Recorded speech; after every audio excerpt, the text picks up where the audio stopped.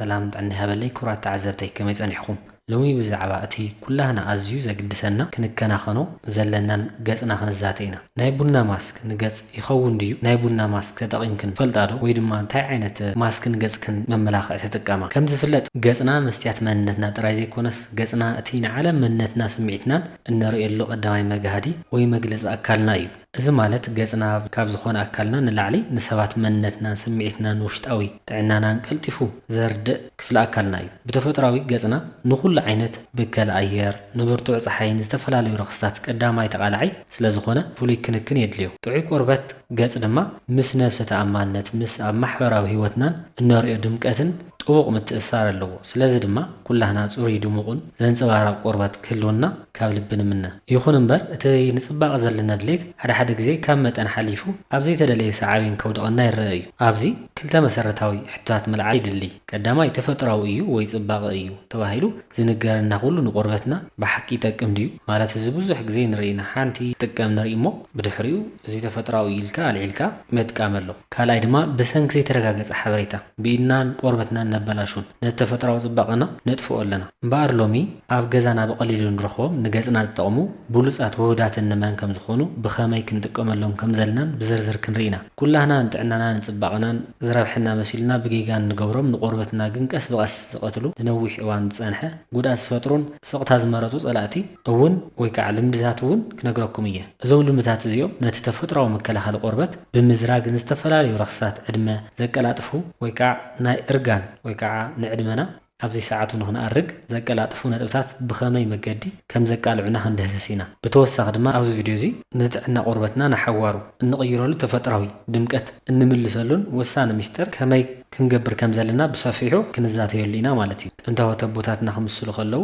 ከይተፈለጠ ፈውሲ ከይሓዋየ ቁስሊ ይብሉ ሕማምና ጥራይ ዘይኮነስ እቲ ንጥቀመሉ ፈውሲ እውን እንተዘይፈሊጥናዮ ፀገምና ካብ ምሕባእ ሓሊፉ ተወሳኺ ጉድኣት የምፃልና እምበኣር ዝኸበርኩም ተዓዘብተይ ብልቢ እስኪ ሓደ ነገር ንራዳእ ኣብዚኣ ኩሉ ግዜ ሕቶ ትኾነኒ እዛ ሕጂ ዝዛረበኩም ማለት እዩ ብልቢ ክንራዳእ እውን ድሌላ እየ መብዛሕትኡ ግዜ ከምዚ ዓይነት ማስክ ወይ ከዓ ክንክን ቆርበት ኣብ ገጽ ዝልከዩ ንደቂ ኣንስትዮ ጥራይ ዝተደገፈ መሲሉ ይስምዓና እዩ ንሕና ወዳት ቆርበትና ክንከናኸን ወይ ድማ ገጽና ክንልከይ ከለና ኣብ ባህልና ወዲ ተባዕታይ ስለ ገጹ ክጭነቕ የብሉን ዝብል ጉጉይ ኣረኣያ ስለ ዘሎ ከም ሕንኪ ወይ ድማ ካብ ወዲ ዝጽባ ይኮናን ጓልጓሎ ተባሂሉ ክረአ ንውር ኮይኑ ጸኒሑ እዩ ንኣብነት ኣነ እውን ካብቶም ከምዚ ዓይነት ክንክን ዘይገብሩ ኣወዳት ሓደ እዩ እዚ ነገር እዚ ንዓይ ኣዝዩ ዓብዪ ሕቶ እዩ ዝፈጥረለይ መብዛሕትኡ ግዜ ኣወዳት ገጽና ክንከናኸን ከለና ከይንበሃል ንፈርሕ ኢና እዚ ካብቲ ንውር ተባዕታይ ባህሊ ወፂና ማለት ድዩ ግን እስኪ ሕሰብዎ ጥዑይ ጽሩይን ገጽ ምርኣይ ጾታ ይፈልይ ድዩ እሞ እዚ ሓሳብ እዚ እስኪ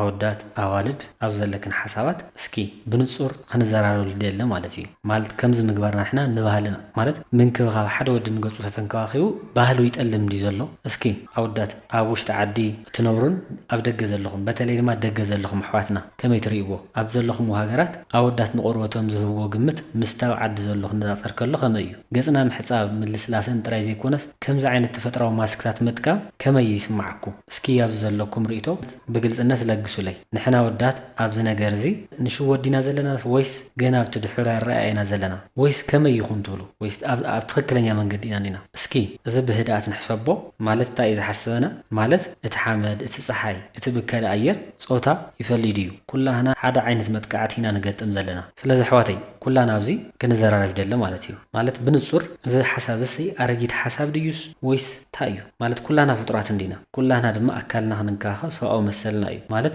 ከምዚ ተሓሰብና ስታይ ይመስል ማለት ኩሉ ግዜ ሕቶ ስለ ዝኾነና ወዳት እውን ብዙሓት ኣሕዋት ከምዚ ኢልና ንካታዒና እውን ስለዚ በዛው ዝኒ እስኪ ዘለኩም ሓሳባት ኮመንት ለግሱለይ ኣዋልድ ኣሕዋትና እውን ከመይ ትሓስቦ እዚ ከምዚ ምጥቃም ሓደ ወዲ ክጥቀመለዎ ኢልክ ንተሓስባ ማለት ዝኒ ሓሳብ ብዙሕ ግዜ ክንዘራረብሉ ስለ ዝደሊ እየ ተመልከተይ ስለዚ ድሕር እዚ መባለይ እዚ ቪድዮ እዚ ብዋናነት ንዝጥቀመሉ ሰብ ማለት እዩ ኣዋልድ ኣሕዋተይ ክኾነ ይኽእላ ኣወዳት እውን ምፍላጥ ኣይጎድአኩምን እዩ ብምባል ናብቲ ዋና ጉዳይ ክወስደኩም ማለት እዩ እሞ በዚ ሓሳብ እዚ ክጅመር እሱ ድማ ገጽና ክነጽብቕ ከለና ከምታ ክኳሓላያ እረያ ዝበሃላ ከይንኸውን ክንጥንቀቕ ኣለና ተፈጥሯዊ ስለ ዝኾነ ጥራይ ጽቡቕ እዩ ማለት ኣይኮነን ተቕኢልካ ልዒልካ ናብ ገጽካ ምጥቃም ከማና ወዳት ዘይምጥቃም ይሓይሽ ማለት እዩ እሞ ብዋናነት ኣብዚ ቪድዮ እዚ ንሪኦ ማለት ተመልከተይ ናይ ገጽ ማስክ ብልክዕ እንታይ እዩ ካልኣይ ከዓ መን እዩ ፈጺሙ ክትንክፎ ዘይብሉ ናይ ቡና ማስክ እቲ ትክክለኛ ኣሰራርሓ ጥቕምን ከምኡውን ካልኦት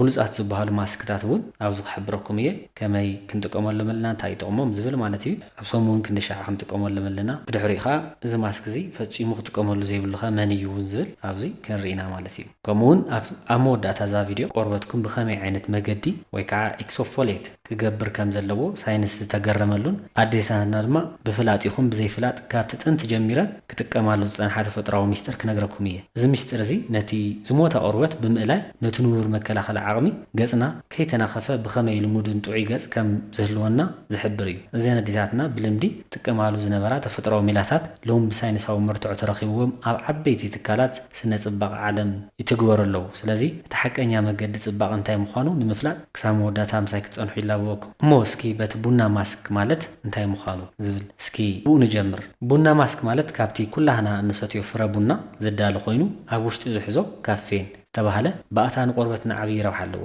እዚ ሚስጥር እዚ ናይ ሎሚ ጥራይ ዘይኮነስ ኣብ ዘመናዊ ሕክምና መፀባበቒ ገጽን ወይ ከዓ ኮስሞቲክስ ዓብዪ ቦታ ዝሓዘ እዩ ንኣብነት ኣብ መብዛሕትኡ ኣብ ፋርማሲታት ዝሽየጥ ናይ ዓይኒ ክሬማት ንፀረ ዕድመ ክሬማት ንገጽ ዘንጽሁ መፀባበቕታት ቀንዲ ግብኣቶም ካፌን እዩ እዚ ባእታ እዚ ንዋሕዚ ደም ስለ ዘነቓቕሕ ፀረ ሕበጥ ስለ ዝኾነ ኣብ ዓውዲ ስነ ጽባቐ ከም ዓብዪ ፈውሲ ይቑፀር ከምኡ እውን ኣብ ሓደ መድሓኒት እውን ኣትዩ ክንረኽቦ ንኽእል ኢና እዚ ካፌን ዝበሃል ባእታ ማለት እዩ እሞ ናይ ቡና ማስክ ንገጽ ይኸውን ዶ ዝብል እስኪ ንመልስ መልሱ እወ እዩ ግን ብጥንቃቐ ቡና ካፌን ስለ ዘለዎ ንደም ዋሕዚ ቆርበት የተባብዕ እዩ ግን ተጠንቀቐ ወይ ተጠንቀቑ ብዙሓት ሰባት ነቲ ተሰትዩ ዝተረፈ ዳካ ይጥቀሙ እዮም እዚ ግን ዓብዪ ጌጋ እዩ እቲ ንቆርበት ዘድሊ ሓይሊ ካፌን ኣብቲ ንጹህ ተጠሓነ ቡና እዩ ዝርከብ እቲ ዳካ ግን ሓይሉ ዝፀንቀቐ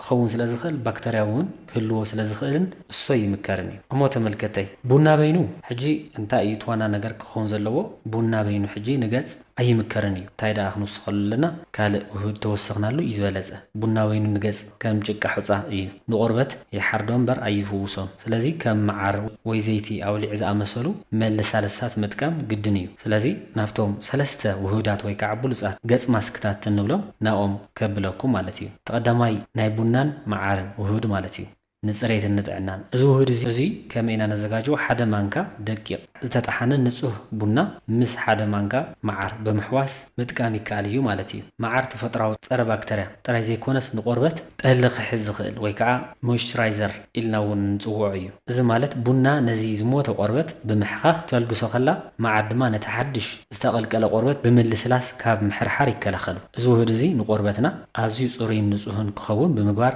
ከም ሓድሽ ዝተወለደ ህፃን ከለሳለስ ይሕግዞ ካልኣይካ ናይ መዓርን ዕርድን ውህድ እዩ ማለት እዩ ዕርዲ ንገጽ ፀሓይ ንመሬት ከም ዝበሃል እዚ ንቆርበትና ዘደንቕ ብብርሃን ፅሬትን ዝህብ ብሉፅ ተፈጥሮ ፈውሲ እዩ ዕርዲ ንዘመናት ኣብ ባህላዊ ሕክምናን ጽባቐን ተመስከረሉ ኮይኑ ኣብ ውሽጡ ኮርኩሚን ዝተባሃለ ፀረ ሕበጥን ፀረ ኦክሳይድን ይርከቦ እዚ ድማ ነቲ ብፀሓይ ዝነቐፀ ወይ ዝጸለመ ቆርበት ዳግማይ ንኽነጽህ ጸሊም ነጥብታት ወይ ከዓ ዳርክ ስፖት ኣብ ገጽና ንኽጠፍኡን ይሕግዝ ኣገባብ ኣሰራርሑ ኣብንሪ ድማ ፍርቂ ማንካ ጽሩይ ዕርዲ ምስ ሓደ ማንካ መዓርን ብምሕዋስ እዚ ማስክ እዚ ንገጽኩም ተፈጥራዊ ጽባቐ ብምሃብ ከም መስትያት ዘንጸባረቐ ቆርበት ንኽህልወኩም ቁልፊ እዩ ይኹን እምበር ዕርዲ ሓያል ስለ ዝኾነ ኣብ ገጽኩም ካብ 10 ደቂቓ ንላዕሊ ክጸንሕ ኣይምከርን ሳልሳይ ከዓ ናይ ኣቫካዶ ምስ ኤክስትራ ቨርጅን ኦሊቭ ኦይል ወይ ከዓ ናይ ኣውሊዕ ዘይቲ ማለት እዩ ንቆርበትኩም ከም ሓድሽ ዝተወለደ ህፃን ከለሳልስን ጥዕና ክረክብን ዝገብር ተፈጥራዊ ቪታሚን እዩ ኣቫካዶ ብባህሪኡ ጥዑይ ስብሒ ቫይታሚን ኢ ከምኡ እውን ቫይታሚን ሲ ዝሃፍተመ ስለ ዝኾነ ነቲ ብሰንኪ ቁሪ ፀሓይን ወይ ዕድመ ዝደረቐ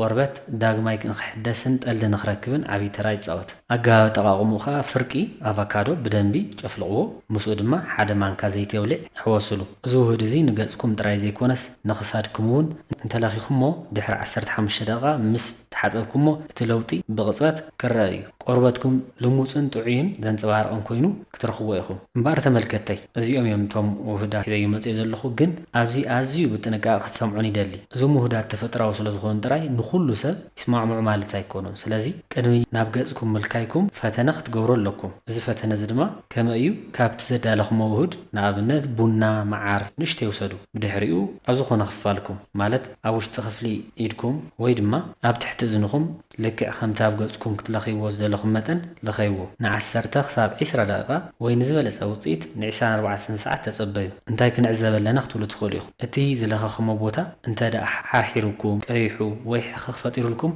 እቲ ውህድ ንቆርበትኩም ኣይስማዕማዕን ኣሎ ማለት እዩ ኣብዚ ግዜ እዚ ብቕፅበት ብዙሕ ልማይ ተሓፀብዎ እሞ ምጥቃም ኣቋርፅዎ ዝኾነ ምልክት ምሕርሓር ምቕያሕ እንተርእዩ ግደፍዎ እንተዘየርእዩ ግን ናብ ገጽኩም ክትጥቀሙሉ ትኽእሉ ኢኹም ማለት እዩ ስለዚ ጥንቃቐ ክንገብር ኣለና ማለት እዩ እንታይ ብሓፂሩ ንገጽኩም ታዋና መርኢት ገጽና መስትያትና መፈተኒ ላቦራቶሪ ክትከውን የብላን ማለት እዩ ስለዚ ኣብዚ ብጥንቃቐ ከምዚ ጌርና ክንጥቀም ኣለና ካልእ ድማ እዚ ማስክ እዚ መዓልታዊ ክንጥቀመሉ ንኽእል ዶ ዝብል እውን ክሕተት ይኽእል እዩ እሱ ከዓ ፈፂምኩም እዩ ንኹሉ እዋናት ወይ ከዓ መዓልታዊ ክንጥቀመሎም የብልናን እዩ ምክንያቱ ቆርበት ገጽና ከም ልሙፅ ጨርቂ እዩ ብተደጋጋሚ እንተሓቂኽናዮ ይኣርግ ወይ ከዓ ይበል እምበር ኣይፅብቕን እዩ ስለዚ ኣብ ሰሙን ሓንቲ ሓደ ግዜ ጥራይ ምጥቃም እዩ እቲ ዋና ነገር ማለት እዩ ኣብ ወርሒ ድማ ካብ 4 ክሳብ 5 ግዜ ጥራይ ምግባር እኹልን ጠቓምን እዩ ሕጂ ናብቲ ሚስጥር ክንመፅእ እሞ ተመልከተይ እታ ሚስጥራዊ ኣብ መወዳእታ ክነግረክን የለ ክነበርኩ ናብ ኣኽብለኩም እዚ ኣብ ንጥቀም እዚ ማስክ እዚ ኣብ ንጥቀም ኤክስፎሌት መንገዲ ተጠቒምና ክንገብሮ ከለና ከዓ እቲ ዝበለፀ ውፅኢት ሂበና ማለት እዩ እዚ ማለት ፋሻል ስቲም ወይ ከዓ ገጽና ንውዑይ ሃፋማይ ምጥቃም እዩ እዚ ሜላ እዚ ንቆርበትና ካብቲ ዝለዓለ ጥቕሚ ንምርካብ ዝሕግዝ ናይ ቀዳሞት ኣዴታትና ጥበብ እዩ ቅድሚ ዝኾነ ማስክ ምጥቃምክን ንገጽኩም ንውዑይ ሃፋማይ ስቲም ምግባር ማለት እዩ ወይ ከዓ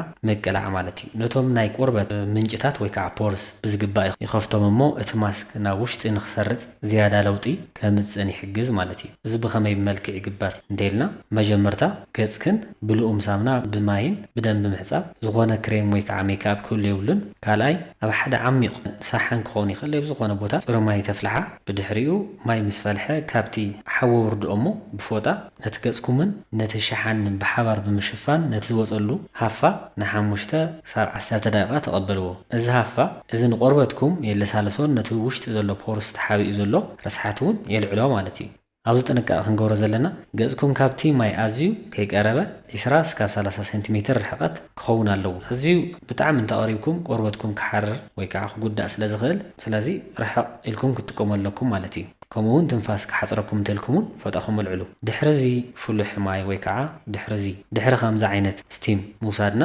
ቆርበት ርሑብ ስለ ዝኸውን እቲ ናይ ቡና ይኹን ካልእ ማስክ በቐሊሉ ናብ ውሽጢ ክሰርፅን ተፈጥራዊ ድምቀትኩም እውን ክምልስ ይኽእል ማለት እዩ ስለዚ ከምዚ ጌርና ክንጥቀም ንኽእል ኢና ማለት እዩ ተመልከተይ ኣብዚኣ ሓንቲ ወሳኒት መተሓሰቢት ክሕብር ይደሊ እሱ ከዓ እዚኦም ኩሎም ተዘራርብናሉ ምሁዳት ንመፀባበቕቲ ንፅሬት ቆርበትን ዝዓለሙ እምበር ሕክምናዊ መድሓኒት ኣይኮኑን ዝኾነ ዓይነት ሕዱር ፀገም ቆርበት እንተሃሊኩም እቲ ጠንቂ ካብ ውሽጢ ሕማም ሆርሞን ምዝባዕ ወይ ኣመጋግባ ወይ ካልእ ውሽጣዊ ፀገም ዝኾነ ተፈጥሯዊ ፍወሳ ቅድሚ ምጅማርኩም ምስ ኪኢላ ቆርበት ክትመያየጡን ምስ ሓኪምኩም ወይ ምስ በዓል ሞያ መኻኸሩ ክትመያየጡን ብትሪ ይላቦ እዚ ውህድ እዚ ብዋናነት ወይ ከዓ ንምፅባቕ ንምፅራይን ዝሕግዝ ሜላ እዩ ማለት እዩ ድሕሪ ዝምባለይ እዞም ውህዳት ክትንክፍዎ ዘይብሎም መነመን እዮም ኢልና ብንርኢ ማለት እዚ ውህድ እዚ ንኩሉ ሰብ ይኸውን ማለት ኣይኮነን ብዋናነት ክትንክፍዎ የብሎምን ወይ ከዓ ክትቀሙ የብሎምን ኢልና ኣብ ንሓስብ ምክንያቱ ከምቲ ኣብ ምእታውን ዝሕበርኩም ምክንያቱ ሕብረተሰብና ተፈጥሯዊ እዩ ተባሂሉ ዝመፀ ኩሉ ኣብ ገጽና ናይ መልክ ልምዲ ኣለና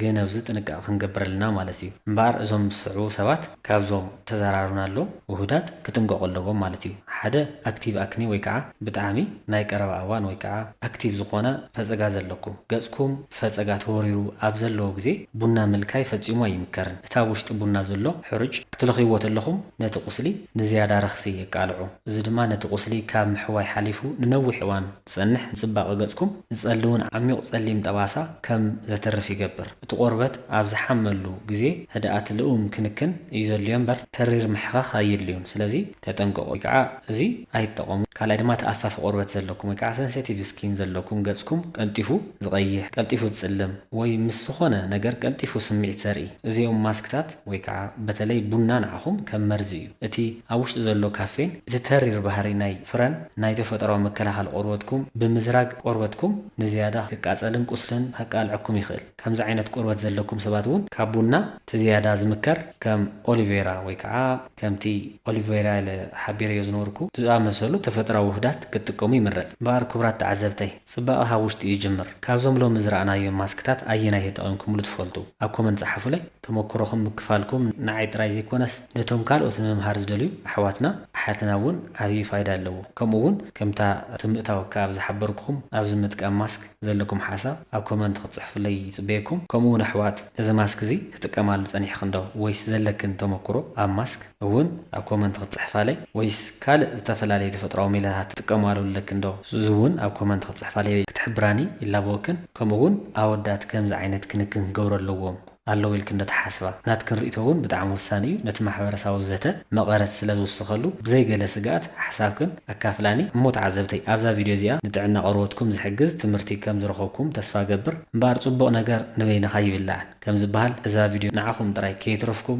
ፈተውትኹም ንቤተሰብኩም ወይ ድማ ንቆርበት ገጾም ክከናኸኑ መገዲ ንዝደለዩ ኣሓት ሼር ብምግባር ናይ ሓባር ትምህርቲ ሓበሬታ ብምክፋል ነቲ ናይ ማሕበረሰብና ዘሎ ናይ ጥዕና ፅባቐ ኣረኣእያና ንምስፋሕ ዓብዪ ተራ ኣለዎ። ብፍላይ ድማ ነቶም ብሰንኪ ጌጋ ሓበሬታ ቆርበቶም ዘበላሽው ዘለዎ ሰባት እዛ ቪድዮ ከም መጠንቀቕታን ከም መምርሕን ኮይና ትጠቅም ትኽእል እያ። ስለዚ ሼር ምግባርኩም ንብዙሓት ካብ ዘይተደለየ ወፃእን ጉድኣት ቆርበትን ክትከላኸለሉ ትኽእል እያ እሞ ሼር ምግባር ከይትርስዑ። ከምኡውን ሓደሽቲ ነዚ ቻናል እዚ እንተሃሊኹም ሳብስክራይብ ምግባር ከይትርስዑ ኢኹም። ካልእ ክትፈልጥዎ ትደልዩ ኣርእስቲ እንተሃልዩ ድማ ኣብ ኮመንት ፀሓፉለይ። ኣብ ዝቐፅል ቪድዮ ብዛዕባ ካልእ ዘገርም ናይ ጥዕና ሚስጥር ክሳብ ንራኸብ ጥዕና ይሃበለይ። ሰናይ ቅነ